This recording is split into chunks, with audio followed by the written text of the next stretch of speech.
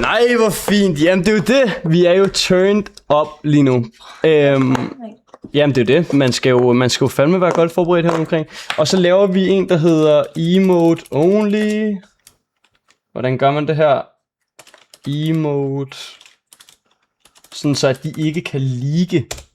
Hvad for noget... Forstår du, hvad jeg mener? Leak hvad, undskyld? De kan ikke leak, hvilket... de kan ikke skrive sproget. Ja, selvfølgelig. Er I friske på det? Okay. Fuck, mand. Ja, det bliver godt, det her. Tobias, tak for follow, bro. Velkommen til. Nicolas, se lige den her. Fandt du whiteboard? 2 sek. Ja.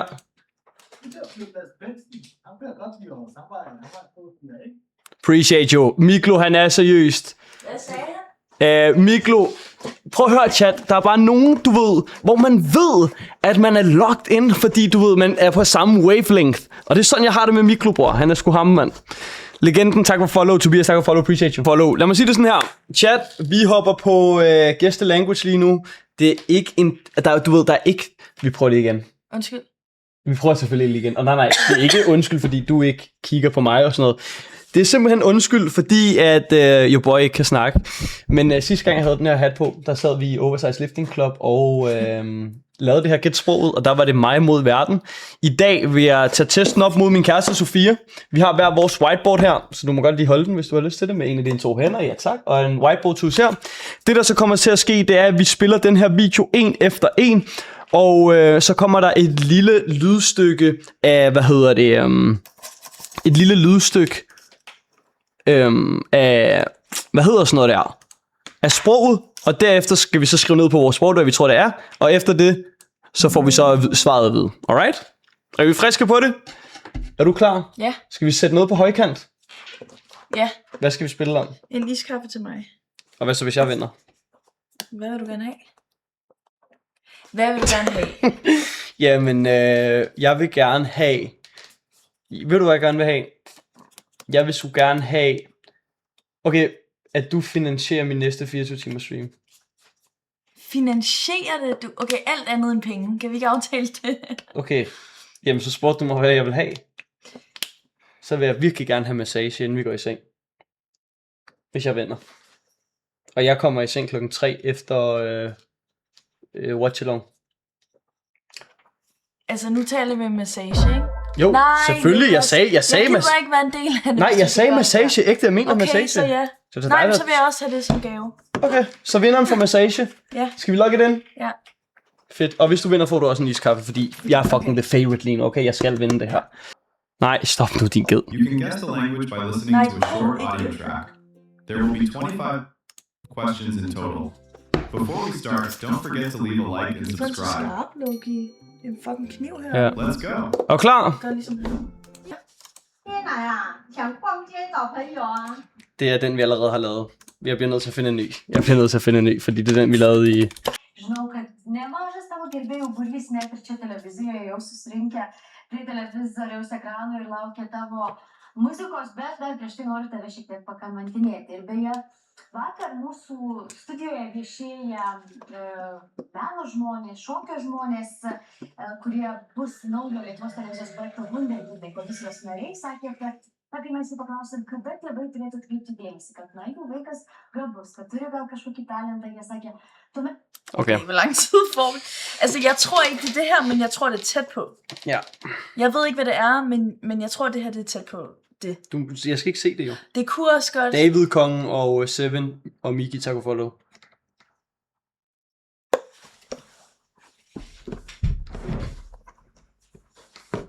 Jeg ved ikke, om der er noget, der hedder det her. Sofie, tak for follow. Amal, tak for follow. Vi vinder vores svar om 3, 2, 1, nu. Hvad siger du?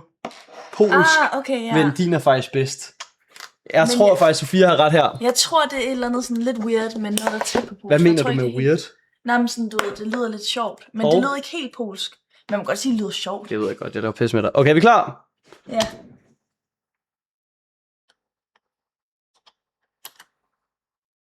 Litauen. Det er Litauen.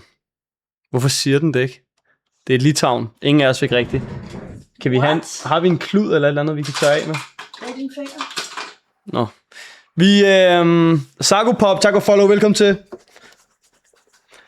GG, 0 point. Det starter ud, ligesom det gjorde sidst, og I kan se, at mine deltagere er allerede daffen. Nej, kom nu. Hun gider sgu ikke være med mere. Giv mig lige et skønt. Hun piller bussemand. Nej, jeg gør sgu ikke. Gider du stoppe det? Ja, jeg finder den næste klar. Okay, næste er klar. Mine deltagere er by the way crazy. Vi kører næste om 3, 2, 1. Čovjek, znam ga godinu dana sada i sada je moj trener ali više nego trener je za I said what? mene. Prijatelj, pričamo svaki dan, pomaže me puno, smije se, zajebava. Hvad er det nu? Man snakker ikke mid-sentence. Sorry. Imamo, ja mislim da imamo isti mentalitet, ja i on. Hoćemo pobedimo puno i radimo sve da bi pobedili. Puno dobar čovjek, ima veliku familiju i najvažnije. Jeg vil godt lige sige noget, ikke? Hver gang, at jeg sådan, lytter til det her, så prøver jeg at forestille mig, at det er et fodboldinterview. Jeg ved ikke, hvordan jeg stemmer til det her. Kan vi høre bare starten igen? Ja, det kan vi. Vi hører bare lige starten. 3, 2, 1. Kao čovjek, znam ga godinu dana sada i sada je moj trener ali više nego trener je za mene i prijatelj. I swear he said it. Nå, har vi kun emoji-chat? Ja. Nå, jeg tænkte, hvorfor chat? Zajebavamo se i imamo, ja mislim da imamo isti. Det der er lidt svært ved det her, ikke? Det her, det er fucking random. Nej, men det her, der er lidt svært ved det, ikke? Det skriver her. Jeg vil gerne lige gøre noget. Ja. Jeg tror, jeg får den her helt forkert. Okay, vi vender om 3, 2, 1. Hvad siger du? Så, jeg ved ikke, om det er Tjekkisk er rigtig godt. Men, og så skrev jeg sudansk. Er det ikke det, det hedder? Nej, okay. Ej, hvad hedder det? Sudansk. Ja! Altså, så Tjekkiet og det hedder så Sudan og Sydsudan. Så Sudan, ikke syddansk, men Sudan. Ja, er det det, du tænker på? Ja. Er du sikker på, det er det, du tænker på, eller rører du på TikTok lige om lidt? Alright. Det er Afrika. Alright. Jeg skrev tjekkisk, og det var også derfor, jeg satte bolden rundt om, fordi Okay. det er den, jeg tror mest på. Sudansk. Got it. Syddansk. Jeg har sagt, prøv at se, så mit er helt kogt. Men jeg sagde, det lød lidt som spansk, portugisisk, fransk og sådan belgisk-agtigt. Ja, fransk kunne jeg også høre. Så jeg gik med Kroatien. Okay. Kroatisk. Og Det skal ikke lige. svaret er... Ej, også spansk, right? Bosnien. Det, jeg svæver, jeg overvejer at skrive det. Sagi, tak for fucking rated, bro. Jeg håber, du havde en sindssyg fucking stream. Kæmpe tillykke, bro. Eller... Hvad fuck siger jeg kæmpe tillykke? 1000 tak for det, mener jeg, bro. My bad. Chat, jeg svæver. Nej, jeg hader at være... hvad? Bosnien? Okay, så det den siger faktisk her, ikke? Det er, den siger, at man får 1 point for Sydeuropa, Bosnien eller bosnisk language. Så skal vi spille med, at man kan gå efter 3 point her. Det kan vi godt. Så man kan sige, du ved, sådan, hvorhenne i Europa, hvilket sprog, Okay, ja. og sådan, ja. Det kan vi godt. Okay, lad os gøre det. Vi går videre til næste. Ej, hvor er det lort. Jeg sværger, jeg tænkte faktisk på det. Jeg hader at være den guy, der er sådan, det var det, jeg ville sige, men det var faktisk det, jeg ville sige ægte. Jeg mutede den. Altså, nogle af de her, de lyder lidt sjove. Nej, det må man godt sige. Ja, selvfølgelig. Ligesom andre vil sige, dansk lyder som Ja, det er kartofler. rigtigt. Wow, det er virkelig rigtigt.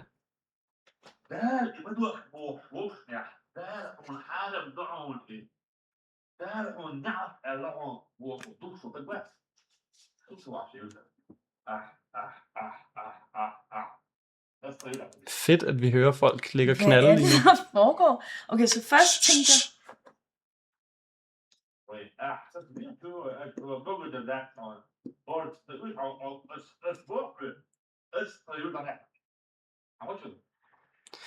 Altså, kæmpe skud til, hvad hedder det, til det der sprog, men husk, du kan skrive syd, øst, nord eller vesteuropa, og så skrive language under. Mm. Og så får du 1 point for hver, du får rigtigt. Du må godt spørge mig, hvor du ved. Nej, jeg ved godt, hvor det er. Jeg er virkelig ked af, hvis det her ikke er rigtigt. Altså, Jeg kan ikke komme på, det jeg tænker på lige nu. Det sprog, jeg tænker på. Det er så irriterende. Jeg kan ikke huske, hvad det hedder. Men okay, lad os bare prøve. jeg har skrevet mit, så jeg kan godt hjælpe dig med det, hvis det er. Okay. Hvis du prøver at sige, hvilket land eller sådan noget der. Nej, men det er okay. Nej, men jeg vil ikke lyst til at sige det, fordi så spoiler det her. Lad os bare køre. Er du klar? Ja. 3, 2, 1. Østeuropa, albansk. Ja. Jeg har skrevet... Altså skat, det er derfor, jeg synes, du er en fornøjelse at have med til det her. Fordi du har skrevet, hvad for noget? Hvad er det, Nej. Jo, vi vil faktisk gerne se det her. Vi vil meget gerne se det her. Men lige arabisk. Okay, i Østeuropa, by the way. Nej, Altså, ej, Nicolas, skal du ikke lige lade være? ja, undskyld. Jeg har vil bare skrevet sige, du er Østeuropa, den og jeg bedste. mener Afghanistan. Okay. Det er ikke i Europa, vil jeg lige sige. Men så... Hvad er det så, der ligger lige der? Okay, nu kan jeg godt sige det. Hvad er det, der ligger faktisk til højre for Kroatien? Sådan øst for Kroatien. Ja. Der ligger... Øst for Kroatien, der ligger sådan noget Slovakiet, og så Sig nu ligger Ungarn, Nej. og så ligger Bulgarien også der. Jo, nej. Belarus. Ja. Okay, nej, det var ikke nogen af dem. Ja, Okay, hov, du har visket den ud. Hvorfor gør Jamen, du det? Men du har skrevet Østeuropa, ja, det har jeg. og det tror jeg næsten er 100% rigtigt. Eastern, Yes. det er russisk, Nej, det er ej. Det er legit ikke russisk, det der. og så det er tjekkisk language. Men hvordan kan det være begge dele? Det kan de jo ikke gøre. Det er fordi, hvis du ved, hvordan kan man sige det, hvis, sådan, det er basically, hvis man siger skandinavisk-agtigt, men det er Nordeuropa-agtigt, tror jeg. Nå, men så er vi har begge to fået 1 point, Sofia, Okay. fordi for Østeuropa. Okay? Så skriver Hvad du står der lige nu? lige 1-1. Så skriver du lige 1 op i hjørnet, sådan her. Like this. Sofia, du er seriøst en fornøjelse. Jeg mener, jeg fucking elsker dig. Du er pissegod til så mange ting. Men det her, det er bare lige for at sige, det er ikke for at sidde og clown dig. Forstår du, hvad jeg mener? Du er pure enjoyment. Det vil jeg lige helt til at sige. Привет, салам. Я ищу Кайла, это Instagram-рач, вешен приятела канал пішла за это. И пледер шага я ищу пушинче, я нах мазигетра, борщи бек я была пузапеш, меншин дизей. Паринче, мана, табна чеши ваштемте, принчем врисем, меншин дизей хошихне, эбе сторисне калрапче ет чашлагана, ебе рыслагана. Аллах чашлагана калазасын, мана легече врысинче, меншин дизей, не пиона кидепче. Ксюша, мы вообще не понимаем, что у тебя происходит, что это за дискриминация. Okay, det er fucked up. Okay. Men vi fammer i hvert fald 1 point her hver. Det er Jeg jeg har næsten sikker på. skrevet- Nej. Nej, jeg siger det ikke, men jeg har skrevet 3 ting, faktisk. Er det rigtigt? Ja.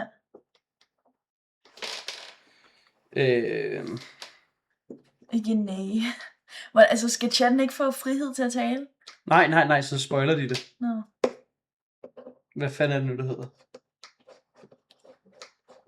Nej, det gør jeg ikke. Jeg tør ikke farme det her. Whatever. 3, 2, 1. Hvad siger du? Slovenien, tyrkisk og Østeuropa. Altså, du kan ikke skrive 2 sprog. Jo, fordi det er en af dem. Du skal enten vælge tyrkisk. Du vil gerne have Ukraine, hva'? Det er fordi, skal jeg sige, hvorfor jeg tror, det er det? Ja. Jeg tror, det er det, fordi jeg vil sige, det her tror jeg er russisk. Men fordi russisk lige har været der, så Ja. tror jeg ikke, at det er... Altså, så tror jeg, det må være det, der er nærliggende.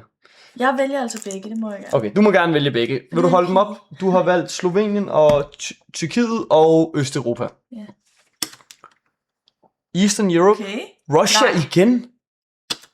Oh my god. Fuck, du ellers sko. Det er det, jeg havde holder. sagt det legit. Okay, nå, men så får vi begge 2 et point her også. Okay. GG. Så skriver du 2 op i hjørnet, geden. Det lyder sgu af en massage til os begge 2 lige nu. Hvor mange skal vi have? Der er ikke så mange tilbage. Okay. Han sagde lige miau.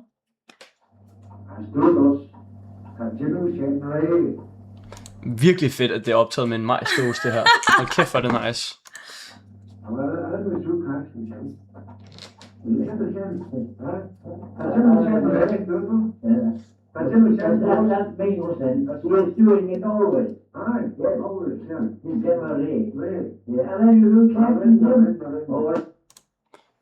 Okay.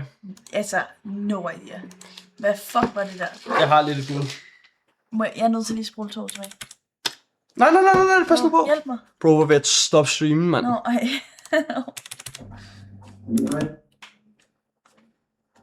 E-tap, tak for follow.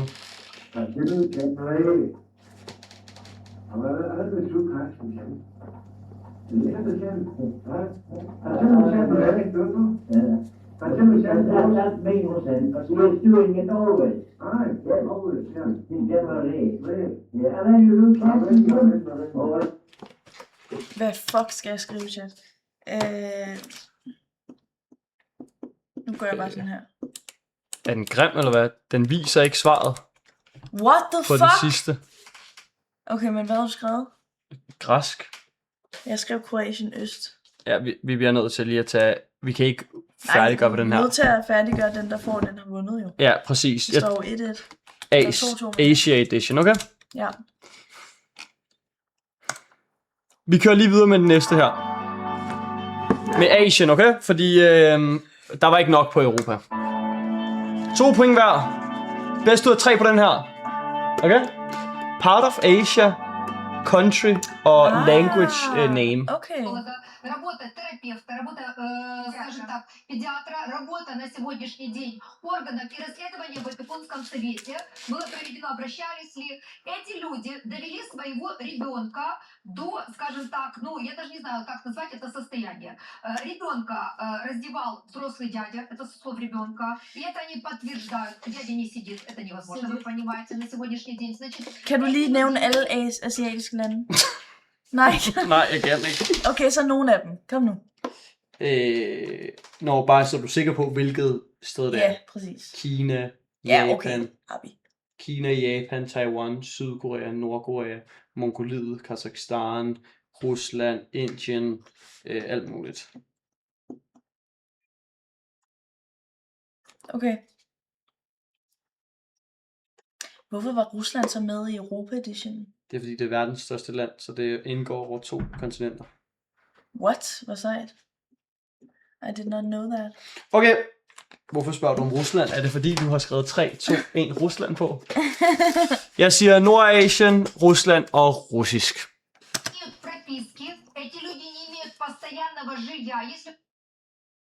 Northwest Asia, Ja. Russia og Russian language. Okay, ja. Vi tager bare en hver, Okay, fordi hey, vi du er ikke... gode. Jeg fik... Ja, indtil der er en, der får... Prøv at se, jeg fik alle 3 Nå, rigtigt. ja, okay. Men vi tager bare videre. Så det var en... Nej, men Hvorfor så skriver sidste du nu. 11 op i hjørnet? Så Du har sidste 3 nu. point, Nej, Miska. men det... 喺呢個 T 薩是我嘅小學嘅行政助理，我今日好有榮幸同 Sir Karen 做訪問。Sir Karen 你好，你介唔介意按廣東話同你做訪問？冇問題，但係你已經承諾你會講太快啲啦，同埋唔講太複雜， OK，好，我應承。同埋你會語論我，如果我嘅口音同文法唔係好準確。你講得好。Okay. 你有冇中文？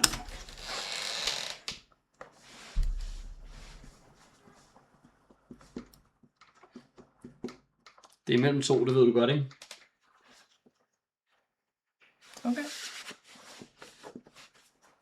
Det er den sidste, vi laver det her. Ja. Så laver vi brevkasse. Ja. Så get your questions ready.